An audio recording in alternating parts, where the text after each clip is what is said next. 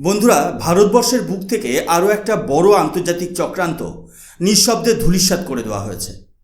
উপর থেকে যা দেখে অনেকের মনে হচ্ছিল সরকারের এক কদম পিছু হটা বা নতি স্বীকার, তার নেপথ্যে লুকিয়েছিল এমন এক মারাত্মক জিওপলিটিক্যাল কাউন্টার অ্যাটাক যা ভারতকে আরও এক রক্তক্ষয়ী গৃহযুদ্ধ এবং ডিপ স্টেটের তৈরি করা হাইব্রিড ওয়ারফেয়ার থেকে বাঁচিয়ে দিয়েছে। নমস্কার, আমি সুশোভন। আপনারা দেখছেন আপনাদের প্রিয় চ্যানেল অদ্ভুত অথচ বাস্তব। আজকের বুলেটিনের প্রধান নিউজ রিপোর্ট। সম্প্রতি দেশজুড়ে ছাত্র আন্দোলন এবং পরীক্ষা ব্যবস্থার অস্থিরতাকে কেন্দ্র করে ভারতের ন্যাশনাল সিকিউরিটি এজেন্সি এবং ইন্টেলিজেন্স ব্যুরোর এক চাঞ্চল্যকর তথ্য সামনে এসেছে। আপাতদৃষ্টিতে যা ছিল সাধারণ শিক্ষার্থীদের ক্ষোভ, তার আড়ালে কি সক্রিয় ছিল আন্তর্জাতিক শক্তি এবং প্রতিবেশী রাষ্ট্রে সংগঠিত হওয়া রেজিম চেঞ্জ মডেলের নীল নকশা? ভারতীয় প্রশাসন কি সত্যিই কোনো চাপে পড়ে ব্যাকফুটে গেল, নাকি এই পিছু হটার আড়ালে লুকিয়েছিল শত্রুকে ফাঁদে ফেলার এক নিখুঁত জিওপলিটিক্যাল মাস্টারস্ট্রোক? এখন আসল বিশ্লেষণে যাওয়ার আগে আজকের এই জ্বলন্ত খবরটির উপর ভিত্তি করে সারা দেশের সচেতন নাগরিকদের উদ্দেশ্যে আমার কয়েকটি সরাসরি প্রশ্ন আছে। কেন হঠাৎ করে রাতারাতি একটি প্রশাসনিক ত্রুটিকে কেন্দ্র করে আন্দোলন এমন হিংসাত্মক মোড় নিতে শুরু করেছিল? আমাদের দেশের তরতাজা তরুণ সমাজকে দাবা খেলার গুটি বানিয়ে দিল্লির রাজপথে কি প্রতিবেশী দেশের মতো অরাজকতা ও সরকার ফেলার ছক কষা হয়েছিল? আর ভারত সরকার যা করলো তা কি সত্যিই পিছু হটা, নাকি কোনো এক বড় ধ্বংসলীলা এড়াতে পাতা এক মাস্টার স্ট্রোক? এই সমস্ত প্রশ্নের উত্তর লুকিয়ে আছে আজকের এই বিশেষ বিশ্লেষণে। ভিডিওটি প্রথম থেকে শেষ পর্যন্ত সম্পূর্ণ মনোযোগ দিয়ে দেখুন, কারণ দেশের ভূরাজনীতি ও নিরাপত্তার আসল সত্যটা জানা আপনার জন্য অত্যন্ত জরুরি। গত কয়েকদিনে ভারতের জাতীয়তাবাদী নাগরিক এবং সাধারণ মানুষের মনে একটা বড় প্রশ্ন বারবার ঘুরপাক খাচ্ছিল। সবাই ভাবছিলেন যে সরকার বা যে নেতৃত্ব বিশ্বমঞ্চে আমেরিকা বা অন্য কোনো মোড়ল রাষ্ট্রের প্রেসারের সামনে মাথা নত করে না, তারা দেশের ভেতরের কিছু অশান্ত সৃষ্টিকারীদের সামনে হঠাৎ কিছুটা নমনীয় আচরণ কেন করলো? অনেকের মনে ক্ষোভ জন্মেছিল। তবে আসল জিওপলিটিক্স কিন্তু কোনো সাধারণ আবেগে চলে না। জিওপলিটিক্স চলে নিটোল বাস্তব আর নিখুঁত অঙ্কের উপর ভর করে। যুদ্ধক্ষেত্রে বা রাজনীতির ময়দানে দুটি কৌশল খুব বেশি কার্যকর হয়। একটি হলো শত্রুর ওপর সরাসরি আঘাত করা, আর দ্বিতীয়টি হলো শত্রুকে নিজের ছকে পা বাড়াতে দিয়ে তার সমস্ত শক্তি এক নিমেষে ধূলিসাৎ করে দেওয়া। প্রাচীনকালে আমাদের মহান কূটনীতিবিদ চাণক্য এই পথই দেখিয়ে গেছেন।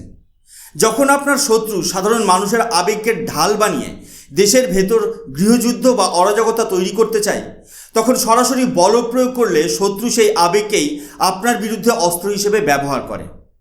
ভারতের শত্রু গোষ্ঠী এবং আন্তর্জাতিক ডিপ স্টেট ঠিক এই সুযোগটার অপেক্ষাতেই বসেছিল। তারা চেয়েছিল ভারতীয় পুলিশ বা সেনাবাহিনী যেন রাস্তায় নেমে কড়া পদক্ষেপ নেয়, আর অমনি তারা আন্তর্জাতিক মিডিয়াকে ব্যবহার করে ভারতকে এক স্বৈরাচারী রাষ্ট্র হিসেবে তুলে ধরবে। কিন্তু ভারত সরকার অত্যন্ত সতর্কতার সাথে সেই ফাঁদ এড়িয়ে গেছেন। সরকার এক কদম পিছিয়ে এসে শত্রুর মূল প্ল্যানটাই পণ্ড করে দিয়েছে। এটা দুর্বলতা নয়, এটা হলো অত্যন্ত চতুরতার সাথে প্রতিপক্ষকে বিভ্রান্ত করে দেওয়ার এক অসাধারণ কৌশল। একবিংশ শতাব্দীতে কোনো দেশের ওপর জয়লাভ করার জন্য সরাসরি সীমানা পার করে সেনাবাহিনী পাঠানোর প্রয়োজন হয় না। এখনকার যুগে যুদ্ধটা হয় সম্পূর্ণ অন্যভাবে, যাকে আমরা বলি হাইব্রিড ওয়ারফেয়ার।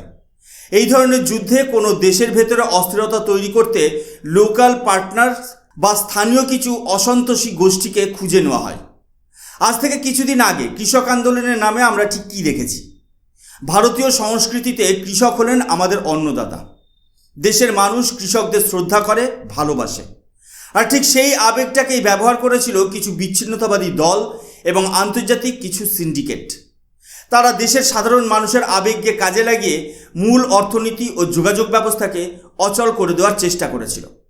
কৃষক আন্দোলনের পর যখন দেখা গেল সেই ছক ভেঙে গেছে, তখন আন্তর্জাতিক চক্রান্তকারীরা বেছে নিল তাদের দ্বিতীয় টার্গেট ছাত্র সমাজ ও যুব শক্তি। ভারত হলো বিশ্বের সবচেয়ে তরুণ জনসংখ্যার দেশ। আমাদের ছাত্ররা হলো আমাদের দেশের ভবিষ্যৎ। এখন কোনো কারণে যদি কোনো পরীক্ষার প্রশ্নপত্র ফাঁসের মতো প্রশাসনিক গাফিলতি ঘটে, তবে সাধারণ শিক্ষার্থীদের মনে ক্ষোভ তৈরি হওয়া খুব স্বাভাবিক। ঠিক এই জায়গাটাতেই প্রবেশ করে শত্রুপক্ষ। সাধারণ ছাত্রদের আসল ক্ষোভের পেছনে লুকিয়ে পড়ে কিছু ভাড়াটে দাঙ্গাবাজ এবং রাজনৈতিক এজেন্ট। এদের কাজ ছাত্রদের দাবি আদায় করা নয়, বরং ছাত্রদের কাঁধে বন্দুক রেখে দেশ জুড়ে রেজিম চেঞ্জ অর্থাৎ সরকার ফেলার পরিবেশ তৈরি করা, যেমনটা আমরা সাম্প্রতিক অতীতে শ্রীলঙ্কা বা বাংলাদেশের ক্ষেত্রে দেখেছি। ঠিক একই মডেল ভারতে প্রয়োগ করার চেষ্টা করা হয়েছিল। কোচিং মাফিয়া, মিডিয়া মাফিয়া এবং দেশবিরোধী শক্তিগুলো একজোটে এই কাজে বিপুল পরিমাণ ফান্ডিং সরবরাহ করছিল। এছাড়া ছিল বৈদেশিক ফান্ডিং। এবার আসা যাক আসল মাস্টার স্ট্রোকের জায়গায়। ভারত সরকার এবং আমাদের ইন্টেলিজেন্স নেটওয়ার্ক যখন জানতে পারল যে আন্দোলনকে কেন্দ্র করে এক মারাত্মক হিংসাত্মক ঘটনা ঘটানোর পরিকল্পনা চলছে, তখন তারা ব্যবহার করলো প্রেসার কুকার স্ট্র্যাটেজি। ভেবে দেখুন, একটা প্রেসার কুকারে যখন অতিরিক্ত বাষ্প জমে যায়, তখন যদি আর সিটি বা সেফটি ভালভ ঠিকমতো কাজ না করে, তবে পুরো কুকারটা ফেটে গিয়ে বড় ধরনের দুর্ঘটনা ঘটে। মানুষের মনের জমানো ক্ষোভও ঠিক এই প্রেসার কুকারের বাষ্পের মতো। পরীক্ষা ব্যবস্থার গোলমালের কারণে ছাত্রদের মনে যে আসল অসন্তোষ জমেছিল, সরকার বুঝতে পেরেছিল যে সেই ক্ষোভকে যদি জোর করে দমিয়ে রাখার চেষ্টা করা হয়, তবে দেশবিরোধী শক্তিগুলো তার সুযোগ নিয়ে আরও বড় বিস্ফোরণ ঘটাবে।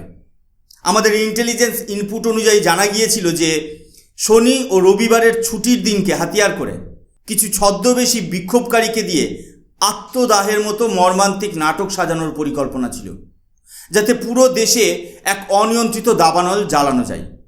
ঠিক এই জায়গাটিতেই ভারতের শীর্ষ নেতৃত্ব গেম চেঞ্জার ভূমিকা পালন করে। প্রধানমন্ত্রী অত্যন্ত চতুরতার সাথে মাঝরাতে সরাসরি দেশের তরুণ সমাজের উদ্দেশ্যে এক বার্তা দেন।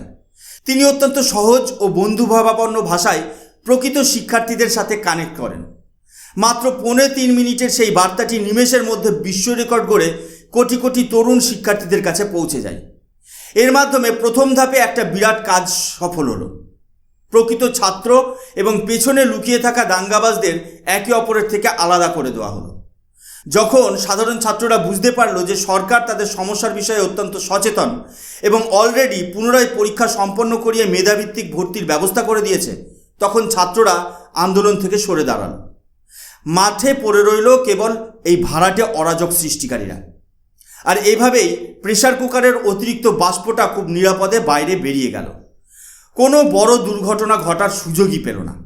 সাধারণ মানুষের মধ্যে একটা ভুল ধারণা তৈরি হয়েছিল যে সরকার হয়তো আন্দোলনকারীদের ব্ল্যাকমেলিংয়ের কাছে মাথা নত করে সমস্ত কেস বা এফআইআর তুলে নিচ্ছে, কিন্তু বাস্তবটা সম্পূর্ণ ভিন্ন।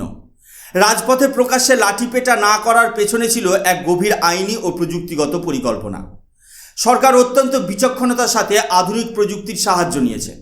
দিল্লি থেকে শুরু করে বিহারের দারভাঙ্গা কিংবা উত্তরপ্রদেশের লখনৌ, প্রতিটি গুরুত্বপূর্ণ স্থানে মোতায়েন করা হয়েছিল ফেসিয়াল রিকগনাইজেশন সিস্টেম এবং মেটা স্মার্ট গ্লাসেস চালিত নজরদারি প্রযুক্তি। রাস্তায় উন্মুক্তভাবে লাঠি না চালিয়ে পুলিশ শান্তভাবে ক্যামেরার লেন্সে প্রতিটি দাঙ্গাবাজের মুখ, তাদের চালচলন এবং তাদের সুনির্দিষ্ট পরিচয় ডিজিটালি রেকর্ড করে নিয়েছে। দাঙ্গাবাজরা ভেবেছিল তারা হাঙ্গামা করে আরামে কেটে পড়বে, কিন্তু বাস্তব ধাক্কাটা এলো আদালতের তরফ থেকে। হাইকোর্টের সাম্প্রতিক এক ঐতিহাসিক নির্দেশে পরিষ্কার জানিয়ে দেওয়া হয়েছে যে অরাজকতার নামে যে সমস্ত পাবলিক প্রপার্টি, সিসিটিভি ক্যামেরা বা ট্রাফিক লাইট ভাঙচুর করা হয়েছে, তার প্রতিটি টাকার হিসাব উদ্ধার করা হবে এই দাঙ্গাবাজদের থেকেই। এখন আর কাউকে জেলে রেখে বিরিয়ানি খাওয়ানোর প্রয়োজন নেই।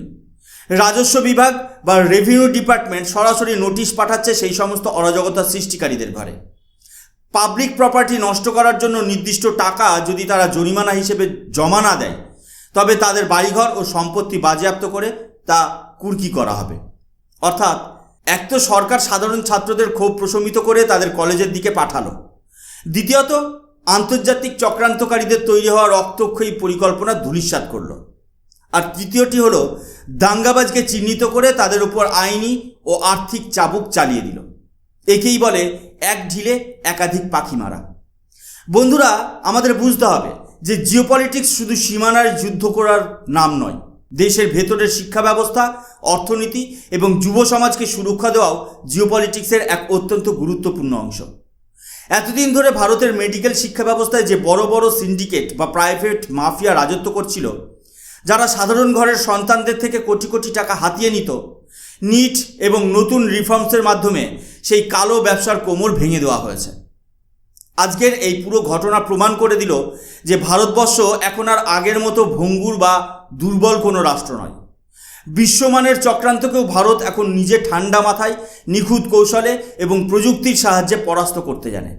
যারা ভেবেছিল সামান্য কিছু গুজব আর দাঙ্গা ছড়িয়ে ভারতের মতো এক বিশাল গণতান্ত্রিক দেশকে অস্থির করে দেবে, তাদের এই উত্তর চিরকাল মনে রাখা উচিত। আজকের এই পুরো বিশ্লেষণটি যদি আপনার চোখ খুলে দিয়ে থাকে এবং ভারতের জাতীয় নিরাপত্তা ও কূটনীতির আসল রূপটি আপনার সামনে তুলে ধরতে পারে, তবে এই ভিডিওটি সমস্ত দেশপ্রেমিক ভারতীয়দের সাথে শেয়ার করুন।